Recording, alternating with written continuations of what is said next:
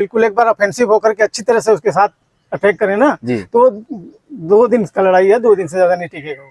अच्छा। हाँ, उसको कोई समर्थन कहीं से नहीं मिलेगा। वैसे उस्काने वाले तो बहुत लोग मिलते हैं, लेकिन जब एक्चुअली जब मौका आता है तो सब लोग पीछे। अभी जो है हालात चल रहे हैं देश में, हमारे देश में, पाकिस्तान में, तो ऐसा लगता है अब कब तक ये चलता रहेगा, कितने दिनों तक, क्या आपको आसार लग रहे हैं?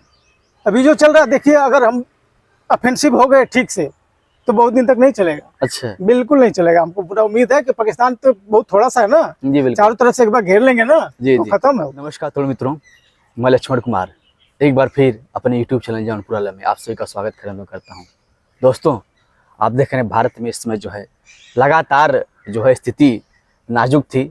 हालांकि आतंकी हमला हुआ, आप लोग सभी विदित हैं, और इसके जो है प्रतिपक्ष में हमारे प्रधानमंत्री ने बहुत ही करारी जो है से मुकाबला किया है, और साथ ही साथ जवाबदेही बहुत बेहतरीन तरीके से दिया है।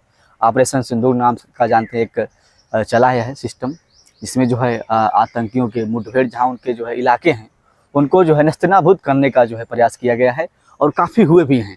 आज दोस्तों हमारे साथ जो है कैप्टन श्री योगेंद्र सिंह जी जुड़ चुके हैं।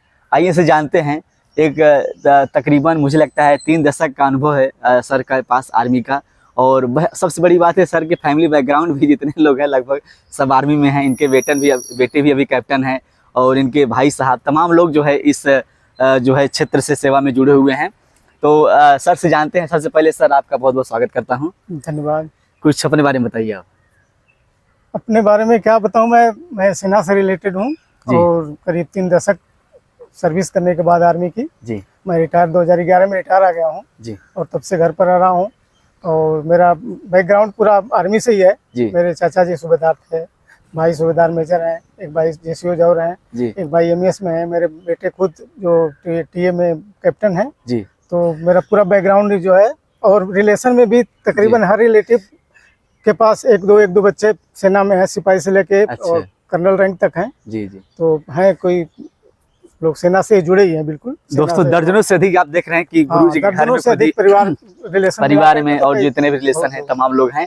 और गुरुजी सबसे बड़ी खास बात ये थे, श्रीलंका में भी रहे हैं 2 साल, और कारगिल का जो युद्ध आप जानते हैं जिसमें जो भारत ने एक ऐतिहासिक विजय हासिल की थी, उसमें भी गुरुजी थे। तो सबसे पहले जानेंगे सर, आपका पोस्टिंग पहले कहाँ हुआ था? पहले मेरी पोस्टिंग जेएंडके में उधमपुर में हुई थी। उधमपुर में 1981 सर जी। 1981 के बाद ट्रेनिंग था, तो 82 में उधमपुर गया था, और वहाँ 86 तक रहा हूँ जी। हाँ, 86 के बाद फिर पूना के थ्रू फिर श्रीलंका चला गया जी।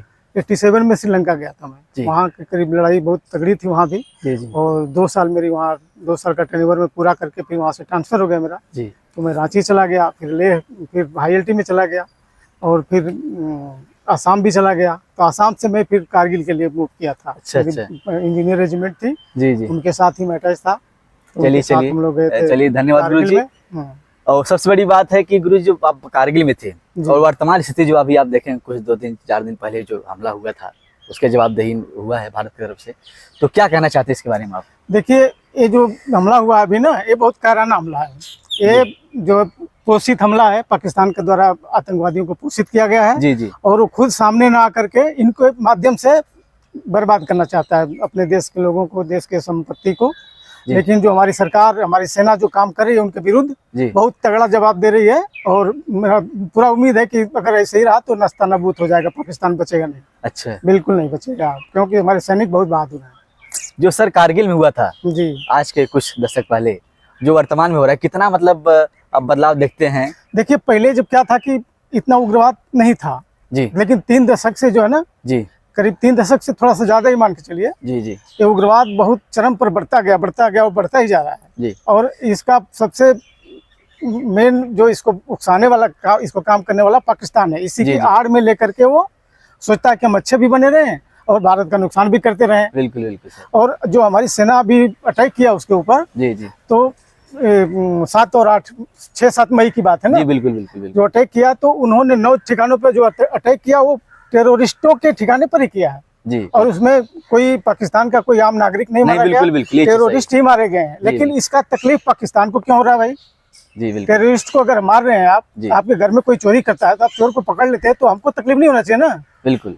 लेकिन हमको कष्ट हो रहा है, इसका मतलब कि हम उसके साथ मिले हैं ना। बिल्कुल। तो वही है, जब हमारे इंडियन आर्मी के जवान जब आतंकवादियों को जो मार पीट रहे हैं या उनको 9 ठिकानों को ध्वस्त किए, तो इसकी ज्यादा तकलीफ पाकिस्तान को हुई, और पाकिस्तान उसके बदले में कितने ड्रोन फेंक रहा है, देख रहे हैं आप, कई सौ सैकड़ों के हिसाब से ड्रोन फेंक रहा है। ध्वस्त हो जा रहे हैं, बड़ी बात है, ध्वस्त हो जा रहे हैं, क्योंकि हमारा सिस्टम बहुत अच्छा है, अच्छा फॉलो हो रहा है, और अलर्ट है, हमारी फौज पूरा अलर्ट है। और हमारे जो वहाँ जो एक सुदर्शन चक्र जो मिसाइल का एंटी मिसाइल के लिए लगा है, S-400 वो बहुत जबरदस्त काम कर रहा है। जी सर। हाँ, उसका 600 करीब मीटर रेंज पर वो पकड़ लेता है, कोई भी चीज आएगा रेडिएशन में सर उसके आ जाता है। रेडिएशन में 600 किलोमीटर तक आएगा, लेकिन उसकी मारक क्षमता 400 किलोमीटर, 600 तक तो उसको डिटेक्ट कर लेगा। जी जी बिल्कुल। और जब 400 के लिमिट में आएगा तो वो जो उसका रडार है वो तुरंत दूसरे सिस्टम को फॉरवर्ड कर देगा कि भाई अब तुम देखो वो आ गया, और ये दूसरे निगरानी करने लगेगा। अच्छा। फिर वो जो सिस्टम रडार वाला वो फिर फायरिंग वाले को कर देगा। अच्छा। वो फायर कर देगा।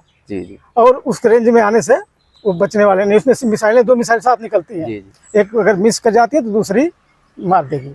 फिर उसको भी कंट्रोल करने के लिए एक सिस्टम वो देखता रहता है कि लगा कि नहीं, शूटिंग निशाना नहीं लगा तो फिर तुरंत बताएगा। अच्छा। हाँ, ऐसे करके है, तो बहुत रसिया से मिला है वो। जी बिल्कुल। मेरे ख्याल से 35-36 हजार करोड़ से कम का नहीं होगा। नहीं, बिल्कुल बिल्कुल। हाँ, काफी महंगा आइटम है। गुरुजी ने काफी देखा जाए S-40 के बारे में जो है काफी बेहतरीन ढंग से बताया सर ने। और सबसे पहले जो जिस मुद्दे पर हम लोग लगातार बातचीत करना चाहते हैं गुरुजी यही है, पहलगाम हमले को लेकर। पहलगाम जिस तरह उन्होंने जो है निर्दोषियों को जो है जो वहाँ पर घूमने गए थे, जो टहलने गए थे, जो खुशियां मनाने गए थे, वो गम में डूब के परिवार आया है। और इसके प्रतिपक्ष में हमारे जो है प्रधानमंत्री ने बहुत ही बेहतरीन जवाबदेही कार्रवाई की है।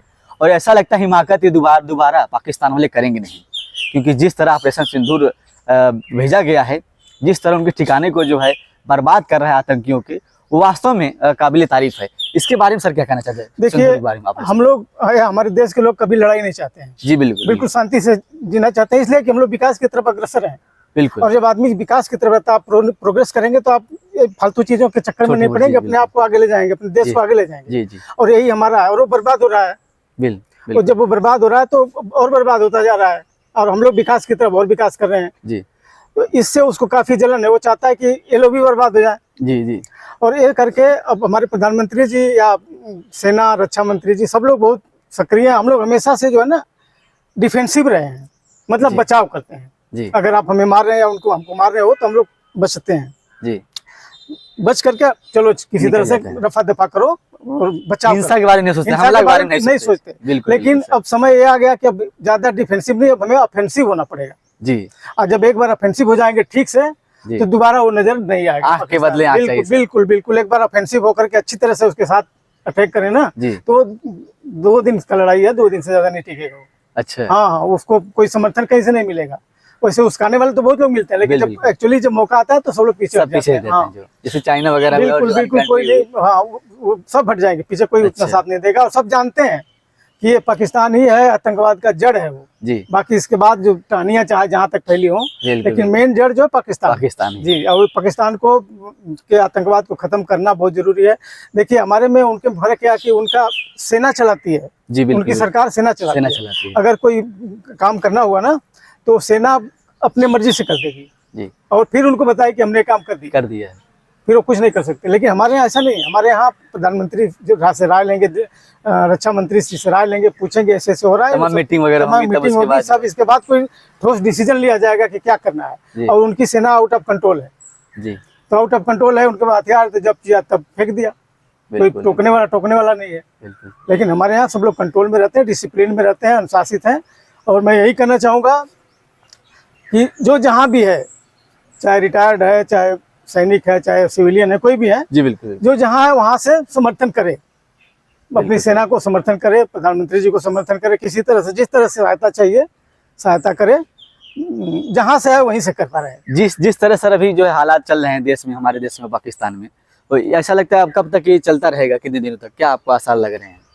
अभी जो चल रहा है, देखिए, अगर हम ऑफेंसिव हो गए ठीक से तो बहुत दिन तक नहीं चलेगा। अच्छा। बिल्कुल नहीं चलेगा। हमको पूरा उम्मीद है कि पाकिस्तान तो बहुत थोड़ा सा है ना, जी, चारों तरफ से एक बार घेर लेंगे ना, जी, तो खत्म है। मतलब 2-4 दिन आप कह रहे हैं? बस 2-4 दिन, 6 दिन से ज्यादा नहीं चलेगा। अच्छा। हाँ हाँ, वो ठीक है, उसके पास भी है, होंगे हथियार। जी जी। लेकिन कोई मतलब नहीं है। थोड़ा हमारा तो नुकसान, तो लड़ाई में तो नुकसान होना है। बिल्कुल बिल्कुल। हमारा भी होगा भाई, उसका होगा, लेकिन हमारा नुकसान होगा और वो बर्बाद हो जाएगा, नष्ट हो जाएगा। दोनों में फर्क है। जैसे आप हमको मारे, हमारा टांग टूट गया और आपका गर्दन कट गया। क्या बात है। बिल्कुल बिल्कुल। तो वही बात है, हमारी टांग टूट जाएगी तो उसकी गर्दन कट जाएगी। क्या कहना चाहते हैं पाकिस्तान वालों को आप? पाकिस्तान वालों को मतलब मैं यही कहता हूँ कि इंसानियत से पेश आओ जी और जियो और जीने दो के फार्मूले पर चलो। जी तुम भी सुखी रहो, हमको भी सुखी रहने दो, पड़ोसियों को भी सुखी रहने दो, जी बिल्कुल किसी को कोई दिक्कत नहीं होगी। लेकिन वो समझने को तैयार नहीं है। आज से नहीं, बहुत दिन से 3 दशक हो गए कम से कम। जी जी उसको यही सब समझाया जा रहा है ना कि जियो और जीने दो, लेकिन उसको समझ ही नहीं आ रहा है, मान नहीं रहे। मान नहीं रहा है। यही सब है। और मैं यही सबसे अनुरोध करूंगा देशवासियों से, सबसे कहूँगा, चाहे वो सैनिक हो, सबके अंदर जुनून है, सब लड़ाई में जाना चाहते हैं। जी जी चाहे रिटायर हो, चाहे आप जैसा बच्चा हो, पढ़ाई कर रहा हो, सबके अंदर जैसे जुनून है। सब भागने के चक्कर में उधर ही, हाँ, सब जुनून में मैं देख रहा हूं, तमाम सब जाने के चक्कर में है। लेकिन ऐसा नहीं है सबको एक साथ कैसे भेजा जाए, कोई जरूरी नहीं है। बहुत सेना अपने पास है, उसके कई गुना सेना है, बहुत पावरफुल है, जरूरत नहीं पड़ेगी। लेकिन जहाँ से उसी रूप में समर्थन करिए आप। तो अच्छा लगा हो तो चैनल को आप लाइक सब्सक्राइब शेयर जरूर करें। और गुरु जी से संबंधित अगर आप किसी टॉपिक पर बात करना चाहते हैं तो कमेंट बॉक्स में बताएं, चाहे वो मिसाइल के बारे में हो, चाहे वो कारगिल के युद्ध के बारे में हो, चाहे वो श्रीलंका में रहे हैं, तमाम जो एक तजुर्बा जो है, एक अनुभव अपना जो है आप लोगों को साझा करेंगे। तो आप चैनल से जुड़े जौनपुर में। जय गांव जय जौनपुर, जय भारत। धन्यवाद, नमस्कार, जय हिंद, जय भारत।